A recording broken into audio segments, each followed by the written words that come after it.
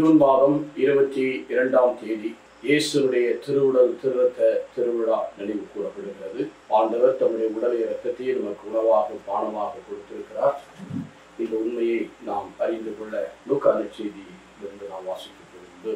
ஆண்டவரை நோக்கி நாம் பார்ப்போமா? அன்பின் தேவன கருணையிலே அழியா புகழோடு வாழ்ந்தவர் இன்னும் பாதையில் வழி நடத்தி அடியே நின்னை தேற்றிடுமே.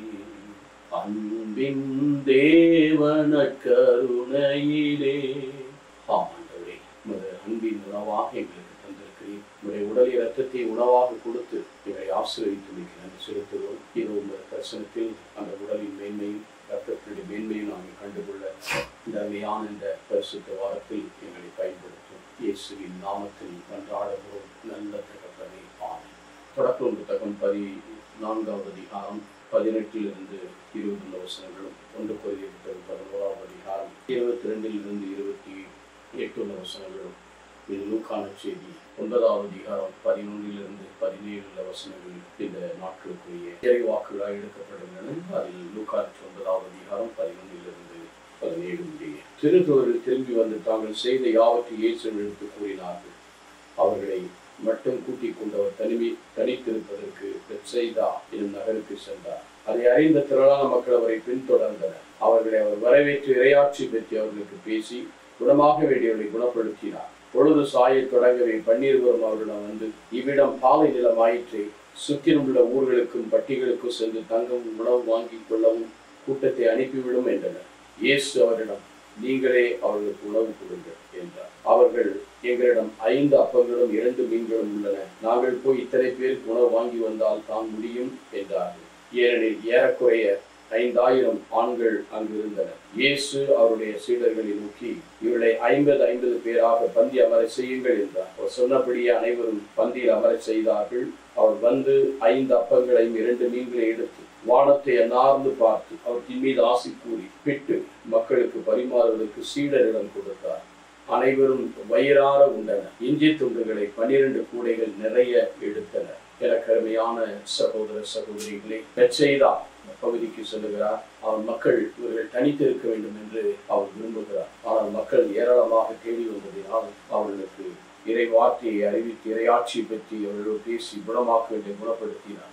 அப்போது 12 சீடர்கள் இயேசுவிடம் வந்து, இவ்விடம் பாலை நிலமாயிற்றை, சுற்றியுள்ள ஊர்களுக்கும் பட்டிகளுக்கும் சென்று தங்கவும் உணவை வாங்கிக் கொள்ளவும் கூட்டத்தை அனுப்பி 2 கரு சொல்றாங்க. to go and stay and to provide meals, food, போய் தங்கிக் கொள்ளவும் உணவு வாங்கிக் கொள்ளவும் கூட்டத்தை அனுப்பிவிடும் என்று 13வது வசனம் லூக்கா 9:13 ஆண்டவர் சொல்லுகிறார். நீங்களே அவர்களுக்கு உணவு கொடுங்கள்.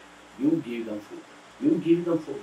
எங்க போவார்? அப்போது அவர்கள் சொல்லுகிறார்கள், எங்களிடம் 5 அப்பமும் 2 மீன்களும் இருக்கின்றன, நாங்கள் போய் இத்தனை பேருக்கு உணவு வாங்கி வர முடியுமா என்று கேட்டார். என்று ஆங்கிலப்பட்ட இறக்கருமையானவர்களே, இங்கே அவர்கள் நான் நினைத்து கூட பார்த்திருக்க மாட்டார். ஆண்டவர் அப்பம் பழுகு செய்திருப்பார்.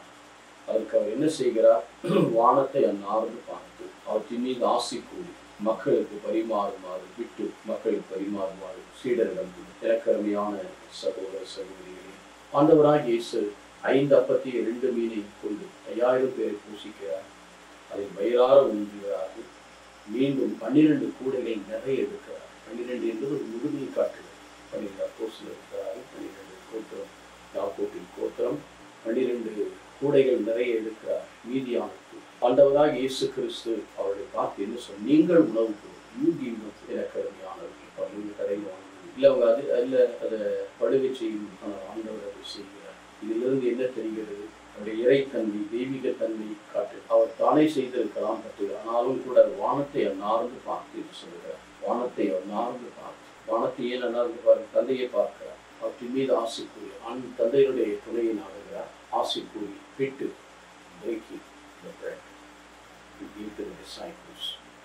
அதை பிட்டு தம் சீடர்களுக்கு கொடுக்கிறார். பிட்டு மக்களுக்கு பரிமாற சீடர்களுக்கு கொடுக்கிறார். இதேதான் ஆண்டவராகிய இயேசு தாம் பாடுபட போவதற்கு முன்பு உணவை ஏற்படுத்தும் போது அப்பத்தை பிட்டு சீடர்கள் கொடுத்தார். அவருடைய உடலை பிட்டு, இது என்னுடைய உடல் என்று சொன்னார். அந்த திராட்சரசம் நிறைந்த கிண்ணத்தை எடுத்து, இது என் ரத்தம், என் தசை மெய்யான உணவு, என் ரத்தம் மெய்யான பான், என் தசையை உண்டு என் ரத்தத்தை குடிப்பவன் என்னால் வாழ்வு, உலகம் உயிர்வதற்காக நான் அளிக்கப்படும் உடல் என்று சொல்கிறார். இலக்கருமையானவர்களே, இந்த உடல் எப்படி அவர் நமக்கு உண்ண கொடுக்க முடியும்? இதனுடைய விளக்கத்தை ஒன்றுக்குரிய 11வது அதிகாரத்தில் பார்க்கிறோம். 26வது வசனத்திலே அவர் வருகிற வரை நாம் அவருடைய மரணத்தை அறிக்கிறது. இந்த உடலிலே மறித்து உயிர்த்த உடலாய் அந்த திவ்ய நற்கருணையை நமக்கு விட்டு செல்கிறார். விட்டு அப்பம் விட்டு சீடர்களுக்கு கொடுத்தார். அதே போல லூக்கா 24வது அதிகாரத்தில் எம்மாவுஸ் வழியிலே சென்று கொண்டிருந்த சீடர் 7 கிலோமீட்டர் தூரம் நடந்து பின்பு அப்பம் பிக்கும் போது பிரேக்கிங் த பிரெட், தன்னை உடைக்கும் போது பிரேக்கிங் த பிரெட், அது உடைத்ததை காட்டுகிறது. அப்பம் பிக்கும் போது கண்கள் திறக்கப்பட்டன. அப்பத்தை தூக்கும்போது கூட அவர் அப்பத்தை ஆசீர்வதித்து கொடுக்கும்போது, நம்ம அப்பம் பிக்கும் போது பிரேக்கிங் த பிரெட், இயேசு தன்னையே உடைத்து தன்னை உடலை உடைத்து என் ரத்தத்தை உடலை உடைக்கும் போதுதான் அந்த ரத்தம் சிந்துகிறார். இந்த ரத்தம் இயேசுடைய மீட்பின் அடையாளமாக இருக்கிறது. அந்த ரத்தம் நம் பாவங்களை மன்னிக்க வல்லதாய், அந்த ரத்தம் அவரோடு உறவு கொள்ள செய்யும். அந்த ரத்தம் நம்மை மீட்க, அந்த ரத்தம் நமக்கு ஈடு கொடுக்க, நமக்கு மீட்பை கொடுக்க, நமக்கு சமாதானத்தை கொண்டு வருகிறார். நமக்காக அந்த ரத்தம் பரிந்து பேசுகிறது. இப்படி அந்த இயேசுடைய உடலும் ரத்தமும் அவர் நமக்கு உணவாக பானமாக கொடுத்தார். அதனுடைய முன்னடையாளமாகத்தான் இந்த 5000 பேருக்கு உணவு அளிக்கிறார். நீங்களே உணவு கொடுங்க, யூ கிவ் us, முன் தயாரிப்பாக எப்படி அவரை கொடுக்க முடியும்னால் அந்த உணவு நம்மிடத்தில் இருக்கிறது. என்ன இருந்தது அவருக்கு உணவு? 5 அப்பம் 2 மீன், குறைவு 5 அப்பங்கள் 2 மீன்கள் இல்லை. இயேசுடைய 5 காய்கள் 2 மீன்கள். அவருடைய விழாவுடைய ரத்தம், அவருடைய பாடுகள், மரணத்தை குறிக்கிறார். இப்போ நம்மிடத்தில் இருக்கிற 5 அப்பம் 2 மீன்களும் யாரிடத்தில் இருந்து? இவரிடத்தில் ஒன்றுமில்லாமையிலிருந்தே அவர் அப்பத்தை படுகை செய்திருக்கார். ஆனால் நம்மிடம் இருப்பதை தான் அவர் வாங்கி நீங்களே உணவு கொடுக்கிறார். அப்போ சொல்ல எங்களிடத்தில் 5 அப்பம் 2 மீன்களும் இருக்கிற 5 அப்பம் 2 மீன்கள் தான் இருக்கின்றன என்று சொல்லுகிறார். அவர் இயேசு அதை கொண்டு வர சொல்லி ஆண்டவரிடத்தை கொண்டு போகும்போது இதுவே ஆண்டவருடைய உடலாகும் ரத்தமாக மாறுகிறது. அது உண்மையிலே 5000 பேர் ஆண்கள் மட்டும் உணவு கொள்கிறார்கள். 5000 பேர் மற்றும் பெண்களை தான் சேர்த்து 10,000 பேர் இந்த குழந்தைகள் பெரியவர்கள் வயிறார உண்டது என்று சொல்கிறார். வயிறார உள்ள physically they are filled and also spiritually also they are filled. எப்படி இந்த உணவு என்பது அவர்களுக்கு ஒரு பெரிய ஆசீர்வாதம். உணவு ஆசீர்வதிக்கப்பட்ட உணவாக கையால் மன்னா உண்ட முன்னோர் எல்லாம் மடிந்து போனார். ஆனால் என்னை என்பதும் என்னாலும் வாழ்வான். மன்னாவை தினம் ஆண்டவர் கொடுத்தார். அதே போல நமக்கு தினமும் தன்னுடைய உடலை இரத்தத்தையும் திவ்ய நற்கருணையை நமக்காக கையளிக்கின்றார், நமக்கு கொடுக்கின்றார். அனைவரும் இதை பெற்றுக்கொள்ளுங்கள், வாங்கி நீங்கள் யூ ஷுட் ரிசீவ். ஒரு கிண்ணத்தை எடுத்து இது புதிய உடன்படிக்கையான பலருக்காக சிந்தப்படும். அனைவரும் வாங்கி பருகுங்கள் என்று சொல்கிறார்.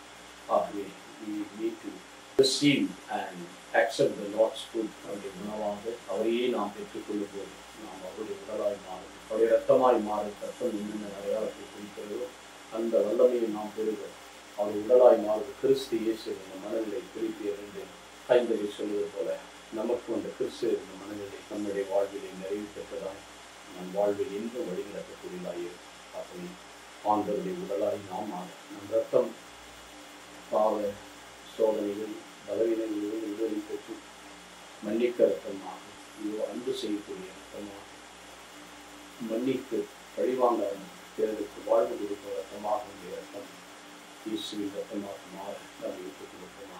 எங்கள் நல்ல ஆண்டவரே, உடைய உடலைய ரத்தத்தையும் இந்த உலகில் உடத்தை கொண்டு வருகிற எவையும் அது உடலாக மாறுகிறது. எந்த ஒரு நிலையும் இயேசுவின் ரத்தத்தினாலே கழுவப்பட்டு அதற்குரிய பண்புகளை பெறுகிறோம். அந்த உடலாலும் ரத்தத்தாலும் ஒவ்வொரு நாளும் நாங்கள் தேற்றப்பட்டு பலப்படுத்தப்பட எங்களை ஆசீர்வதி பரிசுத்தமாகும். இயேசு ரட்சகருடைய நாமம் ஆசீர்வதிப்பாராக.